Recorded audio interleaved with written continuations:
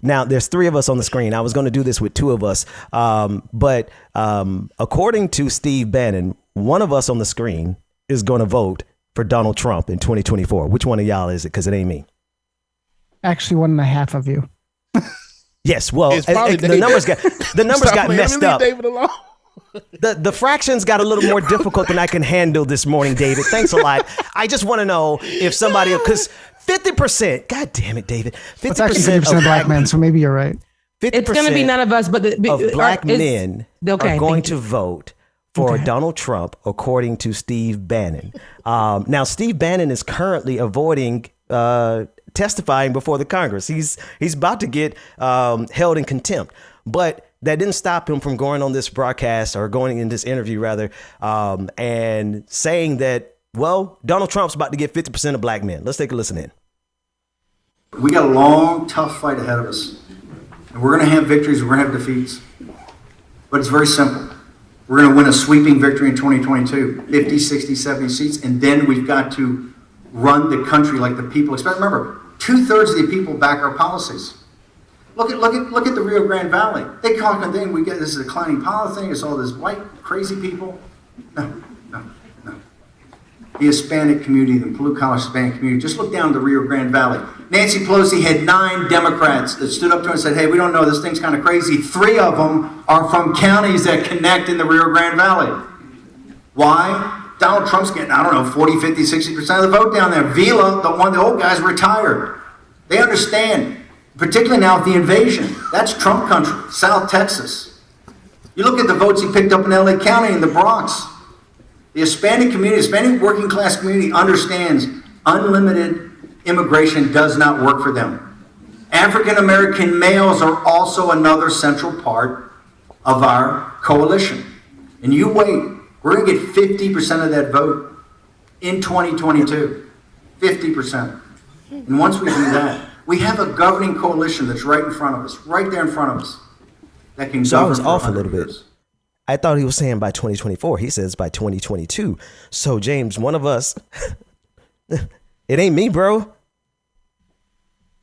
It's going to be Ben, Rebecca. It ain't going to be It's going to be Ben. It's going to be Ben. It's going to be Ben.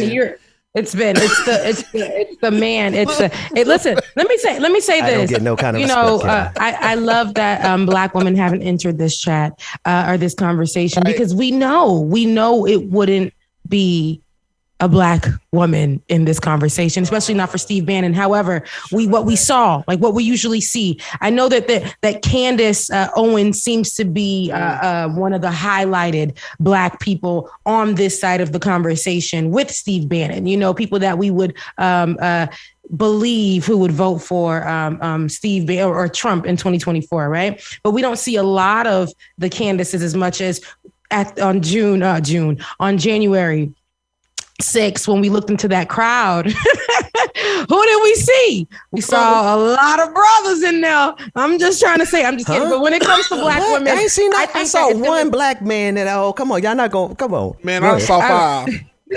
5 out of 10,000. 5, all 5 of their ass still in jail too. But I in jail right now. Got their teeth knocked out. Go ahead. Five was a little too much. I was a little too much. But no, I concur. I agree. Seriously though, I don't know where they're getting their numbers from. I don't believe for 1 second, but I'm always surprised too. But I don't like when they put, and especially when they single out black men or just black women in these types of conversations. So that all jokes aside, I don't like when the right does that. They will always grab. Where did they get these stats?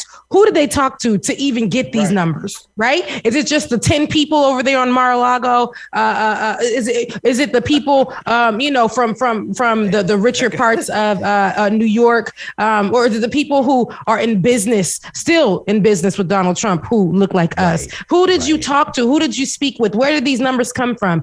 And you can't trust the Trump administration or people who support him. Why? Why do I say this? Because if we look at how many times the Trump administration had lied, remember there was a whole thing about how many times this man has lied and his administration. And we know Steve Bannon can't be trusted. So why would we even believe anything that he's saying or that administration. And why would we make it something other than why would we put them in the conversation when it comes to Black people and our voting? They're the ones taking it away from us. But go ahead, Bubba. I'm sorry. Oh, I was gonna say somebody in the chat room said it right, and I'm like, even if he would do this, I'm still not gonna vote for this man because I remember what happened the last term. So hell no. Yeah. But if he promised Rep 1.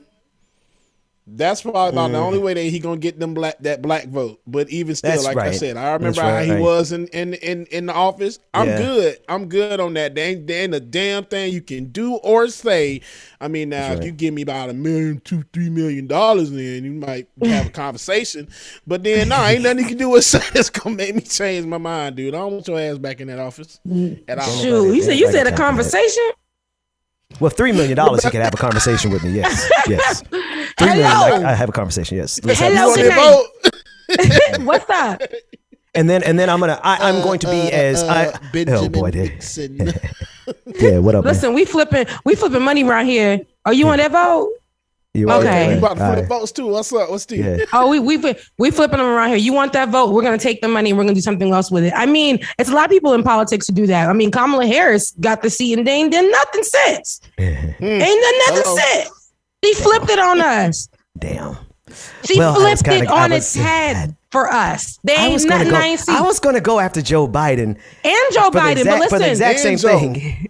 And Joe, everybody can get it in this particular administration right now. Because do you recall Benjamin P. Dixon? Do you recall when they were out there and they were giving all of this and that, and we weren't even trying to vote for them people, but we said, listen, we got to make sure that people are out voting because we do believe that the vote is very important.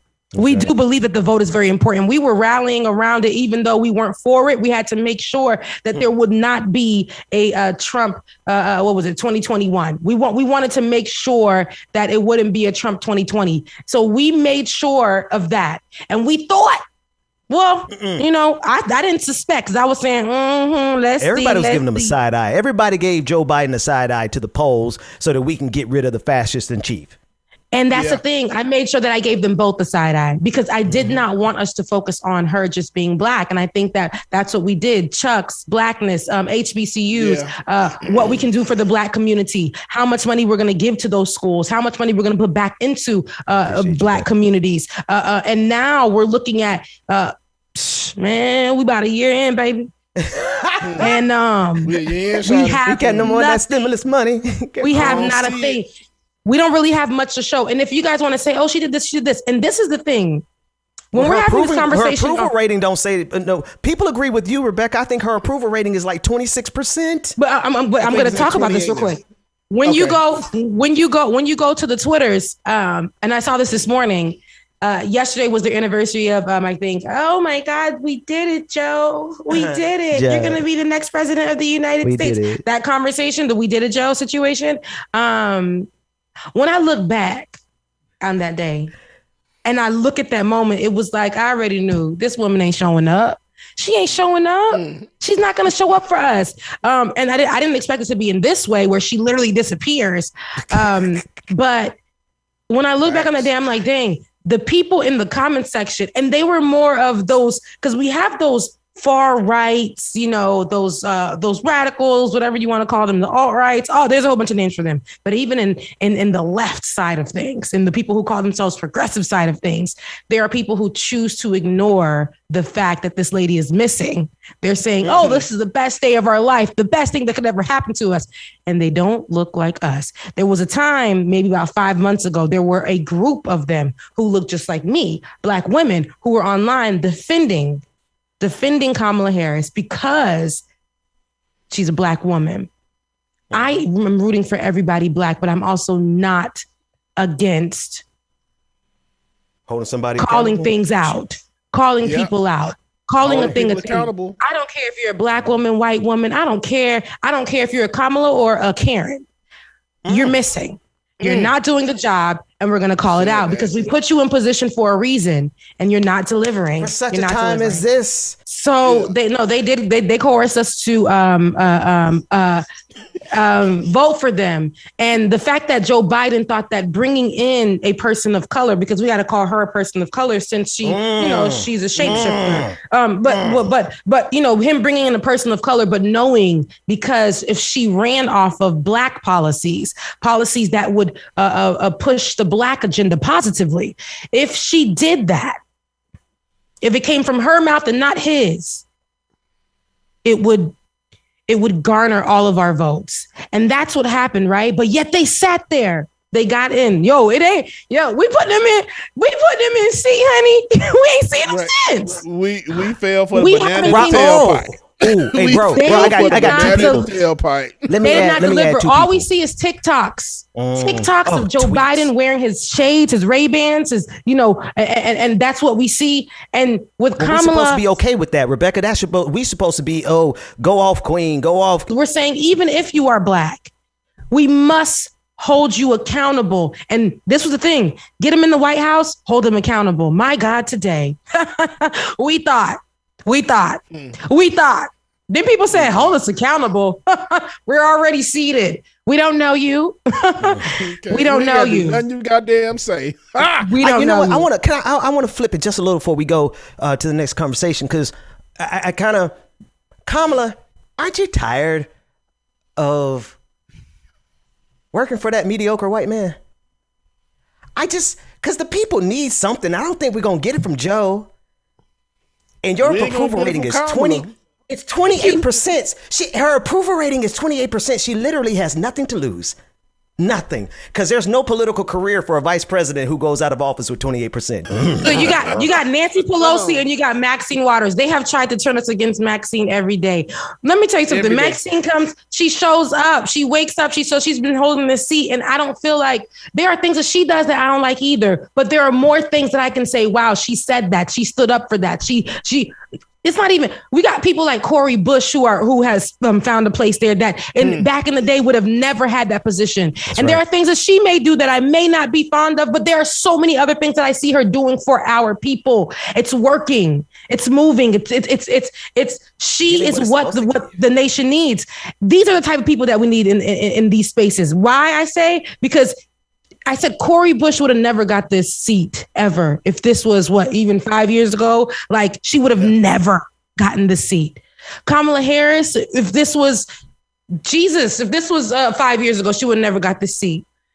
But we're in times where it's not just because you're Black. Where's the work?